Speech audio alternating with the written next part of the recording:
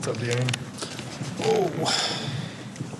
Hi, De'Aaron. So Julian just got done telling us that what he remembers from the last time you guys played the Thunder, that they were basically trying to take your heads off after losing 3 games to y'all. So what do you remember from that game, from their intensity, and what do you expect from I mean, I think coming out of halftime, they made adjustments. They were extremely physical, and they basically got what they wanted offensively. So, I think we were down 4 or 5 or something going into halftime, and that's a good spot to be, especially on the road. But we have to be able to come out of halftime and be the aggressors. We have to hit first, and they hit us first, and that run kind of sustained too long.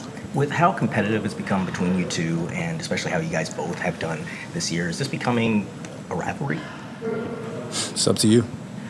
I mean, I guess, how competitive does it get for you guys on the floor? I mean, you play against a team 5 times in a season, it's going to be competitive, so. Darren, Julian was also being really complimentary of your leadership, your ability to adapt to whatever's asked of you. What's it been like for you, I guess, coming into a situation where maybe before you were on the ball a ton? What's it been like for you sort of filling in different roles with different guys around you? Yeah, I mean, obviously it's been, playing a different role than I've played my career, but for me it's just finding consistency. I've had good games, had bad games. It's been great because we've been able to, sustain that and continue to win. I think we've been 500 for a little bit, but for me, it's just trying to find that consistency and being able to affect the game, rather if it's I'm on ball, off ball. Obviously I've played well, when guys have been out and then I've had the ball more, but that's not the way that this is. So we have a bunch of guys that can do a lot of different things, so you want to be able to be consistent in that role that you have from game to game. I think yesterday was the 1-year anniversary of the trade that brought you here. Mm-hmm. When you reflect on that year, I guess basketball career-wise, what do you think of? I think when I got here, we're in a bit of a different position as far as looking at what you want to do towards the end of the season. But since I've been here, I've continued to see guys get better, continue to grow together as a team, and even the coaching staff. Obviously, it's changed a bit, and we've brought in new guys. And like I said, just the expectations have changed in the past year that I've been here, and they changed for the better.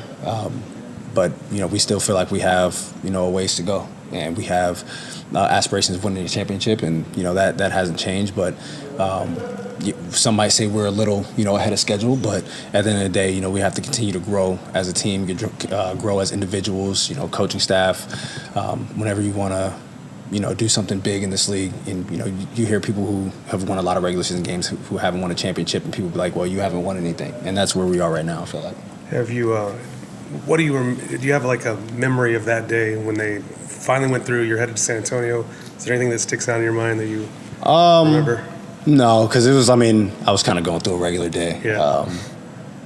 We had played in Minnesota. I was still just chilling in my room in Minnesota when everything happened, and then next morning I was in San Antonio. So, with everything that's gone on in that last year, does it seem like it's you've been here longer than a year, or does it have the opposite effect? I think with how close this group is and how comfortable guys are around each other, it definitely feels like I've been here longer than a year. Even with Dylan and Carter, it feels like you've known them honestly for forever. And that's just a testament to guys, to everybody's personality. Everybody just blends in so well. And I think it feels like we've been together longer than we have. Mitch was asked the other day, what's the most underappreciated thing about Victor? And he said he's all about the team. Do you get that sense of humility from? Oh, absolutely. Victor's a better person than he is a basketball player. And we know how great of a basketball player that he is. But on the court, off the court, he's someone that you love being around. He's someone who likes to have fun, and he wants to be as normal as possible, as normal as a 22-year-old superstar can be. But he loves life.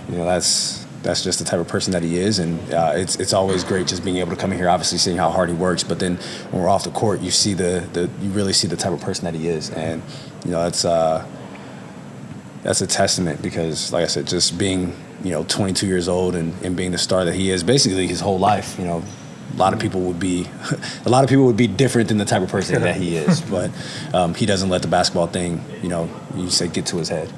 I remember you mentioned leading up to All-Star selections how that didn't matter to you because you've been one of the best scoring guards in the league for a while now, and you have the one selection when you could have gone multiple times. Team-wise, though, OKC's got 2, Denver's got 2. The fact that you guys only have 1 official All-Star, wondering if that resonates, registers, or that matters at all to you guys kind of going forward. Nah, I saw a guy on the worst team or worst record in the league have an All-Star. And like I said, I think when I was traded here, I think I was averaging 25 at the time. And I wasn't an All-Star, so I couldn't care less. You talk about, just going back to that consistency thing, what about as a team in general? You guys have had these kind of rough losses, good responses, kind of going back and forth. You mentioned being 500 over the last month or so. What are your thoughts just in general on the ups and downs? Yeah, I mean, we have to find, like I said, with that consistency, we have to find a way to, not let our offense affect our defense. I think there are times where our defense has been really good and then our offense has been really good. And there's times where our offense has kind of gone down and then it's also affected our defense. So, to be one of the better teams in this league, you can't be giving up, 20-point leads or getting down 20 and then having to fight back.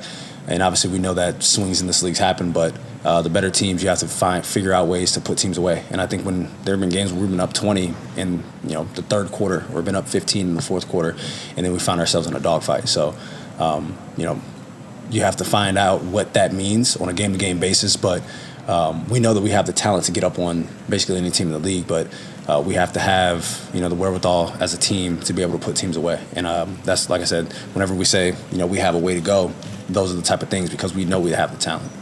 You guys expecting anything at this trade deadline? I'm trying to think.